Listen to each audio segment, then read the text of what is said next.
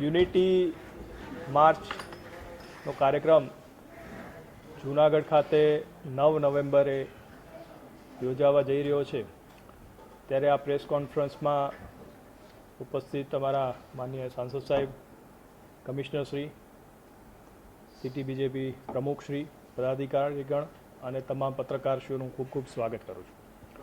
આપ સર્વે જાણો છો એમ આ વર્ષે આપણે સરદાર વલ્લભભાઈ પટેલની 150મી જન્મજયંતિ ઉજવી રહ્યા છે. સમગ્ર દેશ જ્યારે આ જન્મજયંતિ ઉજવી રહ્યો હોય ત્યારે એની સાથે સાથે સમગ્ર રાજ્યમાં પણ વિવિધ પદયાત્રાઓ યોજાવા જઈ રહી છે અને સમગ્ર રાજ્યમાં સૌથી પહેલી પદયાત્રા આપણા જૂનાગઢમાં 9 નવેમ્બરે યોજાવાની છે. એટલે કે 9 નવેમ્બર આપણા જૂનાગઢનો મુક્તિ દિવસ. જૂનાગઢને પાકિસ્તાનના ચંગુલમાંથી છોડાવી અને ભારતનો અભિન્ન અંગ બનાવવામાં સરદાર વલ્લભભાઈ પટેલનો ખૂબ મોટો ફાળો રહ્યો છે. એ સરદાર વલ્લભભાઈ પટેલની જે એક દૂરદર્શિતા અને અડગ નિર્ણય શક્તિ હતી કે જેને આ કાર્ય છે એ સુપેરે પાર પાડ્યું હતું અને આથી જૂનાગઢના લોકોને સરદાર વલ્લભભાઈ પટેલ માટે ખૂબ લાગણી છે અને આ લાગણીને વ્યક્ત કરવાનો આ દિવસ 9 નવેમ્બરે આપણે એક પદયાત્રા યોજી રહ્યા છે. રાજ્ય સરકારમાંથી માનનીય મુખ્યમંત્રી શ્રી આ પદયાત્રામાં જોડાવાના છે.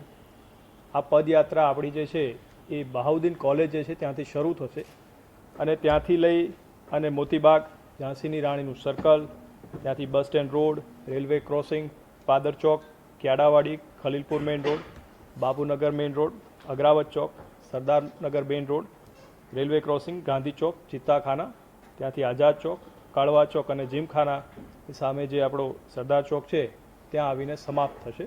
આખી પદયાત્રા છે 8.6 કિલોમીટરની રહેશે.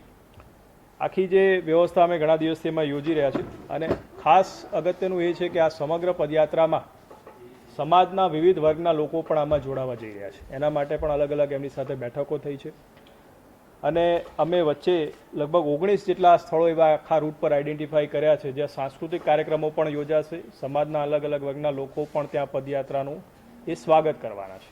એટલે એક આખો માહોલ એવો બને કે જેમાં સમગ્ર જૂનાગઢ શહેર, સિટી અને જે જિલ્લાના લોકો છે એમાં જોડાશે અને પદયાત્રાનું આ સ્વાગત કરવાના છે. આ આખી પદયાત્રામાં આત્મનિર્ભર ભારત જે માનનીય વડાપ્રધાનશ્રીની એક હાકલ છે એને પણ આપણે સાંકળી લીધું છે અને એના માટે જે ઝાંસી રાણીનું પુતળું છે ત્યાં આપણે એક સ્વદેશી મેળાનું પણ એમાં આયોજન એમાં કરી રહ્યા છે.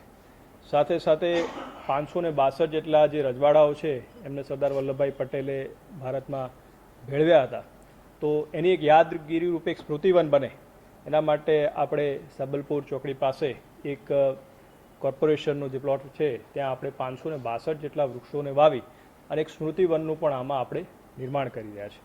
તો આપના માધ્યમથી શહેરીજનોને અને જિલ્લાવાસીઓને મારી આગ્રહભરી વિનંતી છે કે 9 તારીખે સવારે 7:30 વાગે આ પદયાત્રા જ્યારે રવાના થાય ત્યારે આપ મોટી સંખ્યામાં પદયાત્રામાં જોડાવ અને સરદાર વલ્લભભાઈ પટેલ પ્રત્યે આપણી જે લાગણી છે એને આપણે ઉમળકાભેર આમાં વ્યક્ત કરીએ.